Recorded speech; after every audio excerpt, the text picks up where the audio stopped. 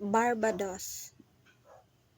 Barbados, island country in the southern Caribbean Sea, situated about 100 miles east of St. Vincent and the Grenadines. The Barbados flag is an ultramarine and gold vertical tricolor with a black broken trident in the center. The Barbados capital city is Bridgetown. The Barbados language is English, and their currency is Barbadian dollar, and the religion is Christian. The Bahamas art is the pottery and the architecture. The different festival of Barbados is Oinstin Fish Festival, Barbados Food and Rum Festival, Crop Over Fish Festival. The belief and values of Barbados is religion, family and community, politeness and respect, dress code, and talk bands. The notable people in Barbados is Rihanna, the famous singer in Barbados, and the next one is Sir Garfield Sober, one of the greatest cricketer of all time.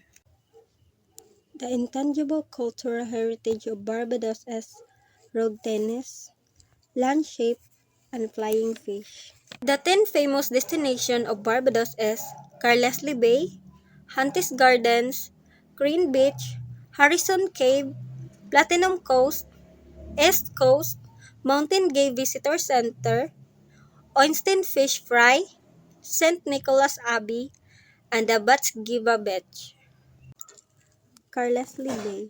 It's offering both local and tourists an idyllic escape of vacation. Huntis Garden is a stunning botanical garden with a lush of tropical plants, exotic flowers, and a winding paths. Green Beach, located in the island's southeast coast, Green Beach is one of the beautiful beaches in Barbados, known for its pink sand and blue waves.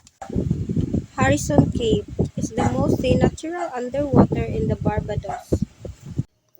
Platinum Coast, the upscale stretch of Barbados, West Coast and home to luxurious resorts, fine dining, and pristine beaches. East Coast. The rugged east coast of Barbados offers a dramatic contrast of the calm west coast. Mount Gay Visitor Centre. The Mount Gay is one of the oldest rum brands in the world.